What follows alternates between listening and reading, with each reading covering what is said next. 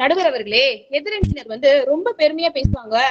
நாங்க வந்து அதாவது பொருளாதாரத்துல முன்னாடி இருக்கோம், கோல்டு சில்வர் வாங்குற, எங்க பையிங் கெப்பாசிட்டி வந்து இன்க்ரீஸ் ஆயிடுச்சு அப்படின்னு பேராசையில அவரே சொல்றாரு, திட்டம் போட்டு திருடுற கூட்டம் திருடிக்கிட்டே தான் இருக்கும் அப்படின்னு சொல்றாரு. அப்ப அந்த கூட்டம் இருக்கிறதுனால தானே இருக்கு. அப்ப அந்த சட்டம் போட்டு தடுக்கணும்ல, அதுக்கு அரசியல் சாசனம் வேணும்ல.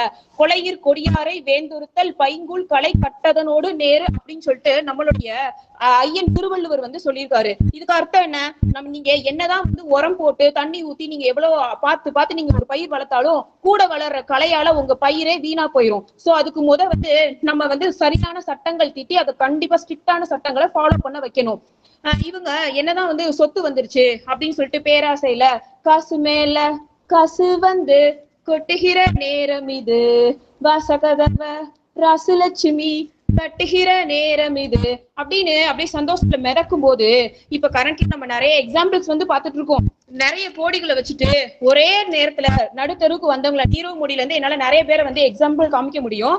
பட் வந்து ஒரு பழமொழி சாங் இருக்கு, நல்ல வாயன் சம்பாதிச்சத நார வாயன் திங்குறான், கணக்கு போட தெரியாதவன் காசவாரி இறைக்கிறான் அப்படின்னு அந்த அதுலயே வந்து சொல்லியிருக்காங்க. இன்னைக்கு நேத்து கிடையாது. Once upon a time Muhammad bin Tughlaq காலத்துல கஜானால நிறைய பணம் இருந்துச்சு. ஆனா கணக்கு போட தெரியாதவன் காசவாரி இறைச்ச கதையா? முறையான சட்டமும் திட்டமிடல் இல்லாம செப்பு நாணயங்களை வெளியிட்டு மக்கள் வந்து ஃபேக் கரன்சி காயின்ஸை வீட்டுல அடிச்சு அவங்களோட கஜானாவையே காலி ஆயிடுச்சு, நாடே ஃபால் ஆயிடுச்சு. இந்த மாதிரிதான் நம்ம நேசமணி டீம்ல இருந்தாங்க பாத்தீங்களா, ஃப்ரெண்ட்ஸ் மூவில இருப்பாங்க பாத்தீங்களா, அந்த மாதிரிதான் சரியான திட்டமிடல் ரூல்ஸ் அண்ட் ரெகுலேஷன்ஸ் எதையுமே ப்ராப்பரான சிஸ்டம் இல்லாட்டி நாட்டுல கோடி கோடியா பணம் இருந்தாலும் அதை மேனேஜ் பண்றதுக்கு ஆர்டிகல் 112 266 வந்து ஃபாலோ பண்ணணும். ப்ராப்பரான லீகல் ப்ரொடெக்ஷன் இருந்தா மட்டும்தான் எதையுமே காப்பாற்ற முடியும். இல்லாட்டி நேசமணி மண்டையில சுத்தியல் விழுந்த மாதிரி நாட்டோட பொருளாதாரமே தலைகீழ தொங்க வேண்டியதான். அதே மாதிரிதான் நம்ம முகல்ஸ் பீரியட்ல கிங் ஷெர்ஷா சூரியும் பேரரசர் அக்பரும் என்ன பண்ணாங்க, கடுமையான சட்டம் ஒழுங்கு கொண்டு வந்தாங்க. திருடர்களை ஒடுக்கி வணிகத்துடைய பணத்துக்கும் அவங்க அசட்ஸுக்கும் லீகல் ப்ரொடெக்ஷன் கொடுக்க போய் தான் இந்தியா வந்து உலகத்திலேயே செல்வம் கொளிக்கிற வல்லரசா மாறுச்சு. இதுல இருந்து என்ன தெரியுது, இதுக்கப்புறம் வந்த பின்னைய சந்ததிகள் வந்து அதிகாரத்துல ஒரு வலுவில்லாதனாலதான் வந்து பிரிட்டிஷ் வந்து உள்ள என்ட்ரானாங்களே தவிர இவங்க பீரியட்ல யாரும் உள்ள நுழைஞ்சிருந்திருக்கவே முடியாது. சோ சட்டம் ஒழுங்கு சரியா இருந்தா எந்த ஃபாரினர்ஸும் உள்ள நுழைஞ்சிருக்க மாட்டாங்க. செல்வம் கொளிச்சு என்ன புண்ணியம்? அங்க சட்டம் ஒழுங்கு சரியா இல்லாதனாலதானே வந்து இன்னொருத்தர் வந்து இருந்து நம்மளுடைய செல்வத்தை சூறையாடிட்டு போறாங்க.